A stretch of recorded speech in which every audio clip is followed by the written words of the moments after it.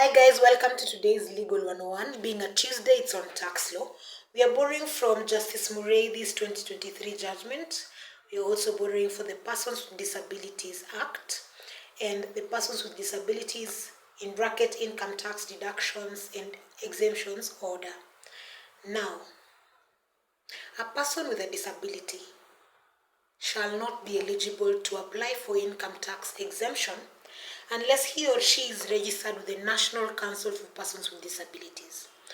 Upon registration, a person with disability gets a certificate of registration which remains in force for 5 years unless it's suspended or revoked and is subject to renewal for another 5 years. Now, when a person seeks for renewal or registration, they expect an administrative action like any other administrative action. Therefore, if there's going to be a rejection, there has to be reasons for it. I think I have mentioned this before. We have talked about a person's right to fair administrative action before. And so, for every administrative action that is made, there has to be valid reason, there has to be procedure. So then you can imagine if somebody receives a rejection on their application for renewal, and the reason is not valid, or it seems to them that it is unlawful, unreasonable, unjustifiable, then of course they always have the courts for redress, which is what happened in this case, which was determined by Justice Murray in 2023. And the petitioner went to court and said, I lodged my application for renewal.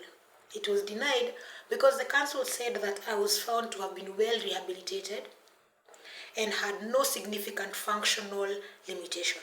I provided to them a report from a qualified doctor to the contrary. They on their side did not provide any evidence to rebut my position, but they still disallowed my application for renewal.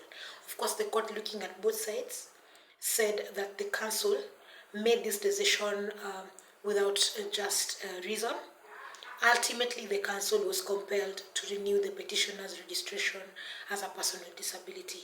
Now, on the issue of income tax, the petitioner failed to actually provide proof, KPLC, proof of how much tax was deducted from their income. But had there been such proof, then the court perhaps would have awarded compensation for loss of that income tax. So that is the short of it today. I think I will also be exploring more on persons with disabilities. I think I haven't mentioned anything about persons with disabilities before, and it's an area to consider and to advise on. Okay, Sawa, that marks the end of today's Legal 101. Enjoy your day, be safe, and thank you for all the support.